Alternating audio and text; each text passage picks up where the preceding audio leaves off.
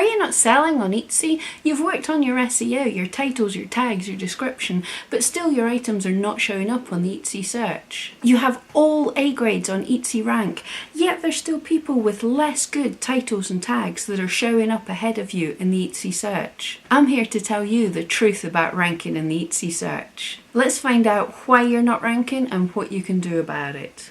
Hey, I'm Duthie, and I'm here to help you craft your career with creative marketing advice and artistic inspiration.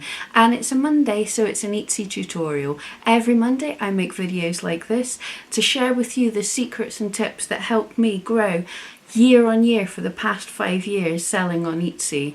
So if this is something you're interested in, don't forget, come back every Monday. So before we get started, I've just got a quick question for you. What do you think is the most important things that will help you get ranking in the Etsy search? If you can leave your answers in the comments down below.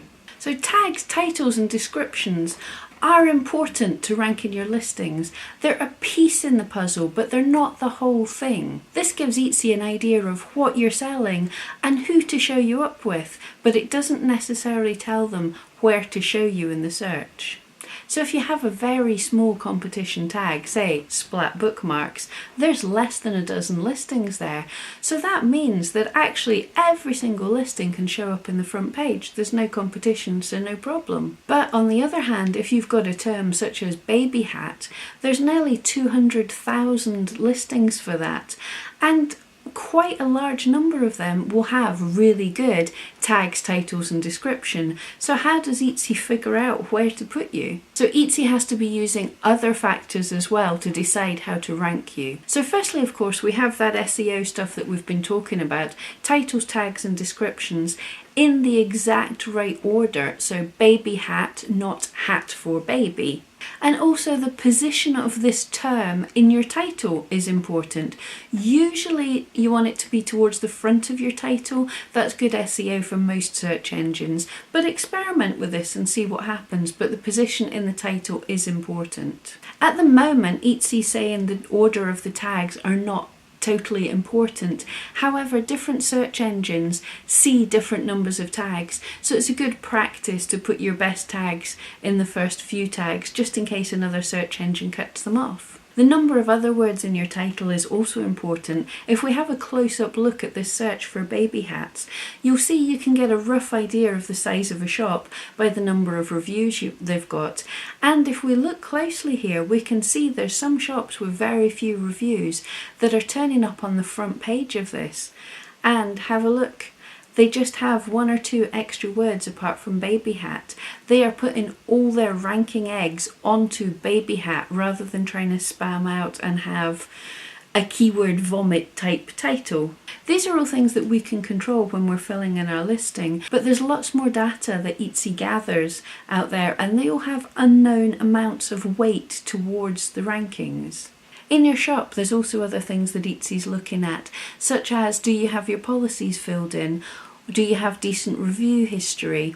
Now, if you're a new shop with no reviews, that doesn't hold negatively against you. But if you had hundreds and hundreds of 1-star reviews, then obviously that's not going to send the best signal to Etsy to want to rank you. Likewise, open cases against you.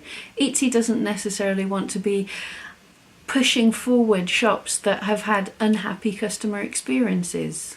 And also many items that you complete late past your shipping dates. These are all things that are not the best customer experiences. Also the ratio of how many items you have in your shop compared to the number of sales you have. So if you open a shop and put up immediately 2,000 listings and you've only had 1 sale, then that ratio doesn't look so good as maybe someone who's grown more organically and now has 200 listings but has had 200 sales.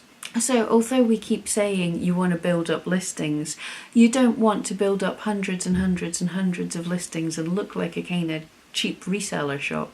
And also the relevance of other items in your shop. As we spoke before, if you check out the video in the cards, but if you have several items in a similar category, if you're a shop selling nothing but different baby hats, then that's more relevant than a shop that's selling 200 different types of all sorts of things. You're an expert in that category and you get just a little bit more ranking power for that. And in your listings themselves, Etsy's also looking at other things such as hearts and views on the listing, but it also looks at the age of these. So if you've had a listing for a very long time, a heart it received yesterday is going to be more weighted than a heart that it got 4 years ago.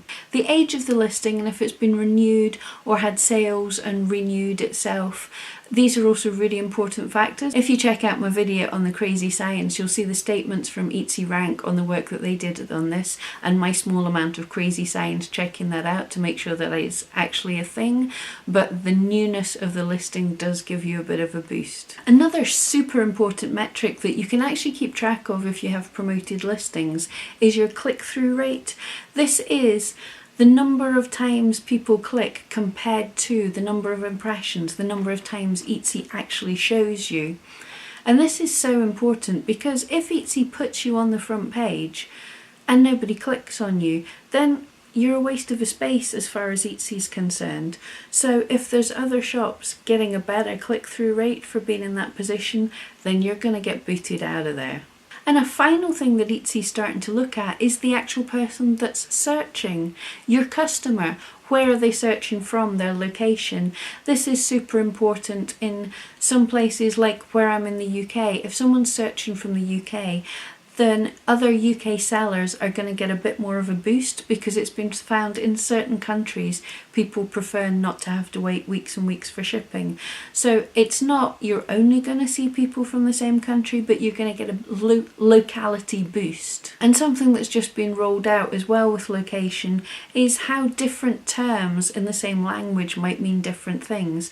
For example, fall in the UK means to fall over. In America, it means autumn. So if someone's searching for fall things in the UK, that might mean something totally different than in America.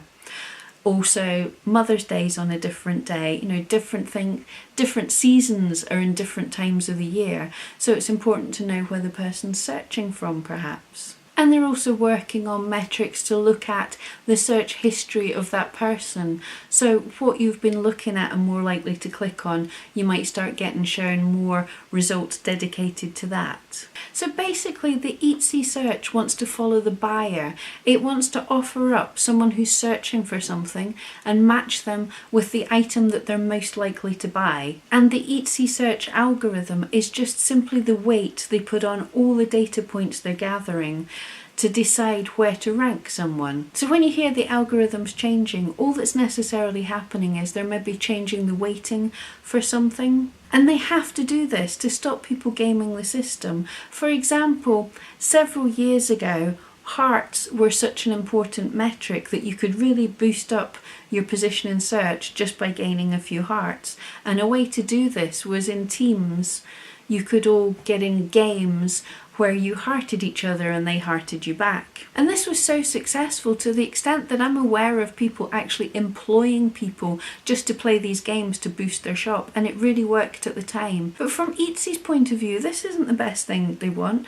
They don't want to be putting forward the person who knows to play the game the best. They want the best shop for the customer. So they had to crack down on this. So what they did is they can tell where the hearts are coming from, so they weight hearts from teams and forums far, far less strongly than hearts from important places. For example, if someone finds you through that very search term and they heart or purchase your item, then that is a much stronger positive metric for Etsy than if you're playing a game with all your teammates. So unfortunately the games don't work like they used to. So it's not about trying to game a system, it's about trying to tell Etsy what your item's about and then giving shoppers the best experience, having the best pictures so they're impressed to go and look for you, having the competitive prices so they're inspired to buy from you, and having the best customer experience so they want to keep coming back to you.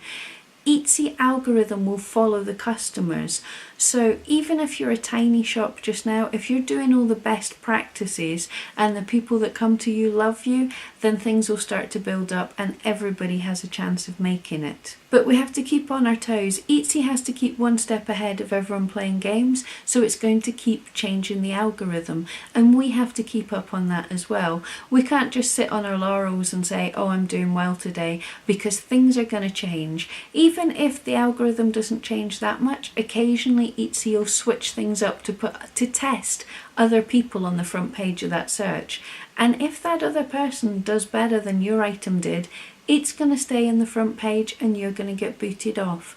So we have to keep looking at why we're not doing so well. Are our photos still as eye-catching as they were 5 years ago? If we keep on creating the items that the customer wants, then Etsy's going to keep promoting us because we make them money by selling things. So I hope that helped you all. If you enjoyed this, don't forget, click on my wee face to subscribe, check out the video that YouTube thinks you want to watch, and come back every Monday for more tips and advice. Thank you so much.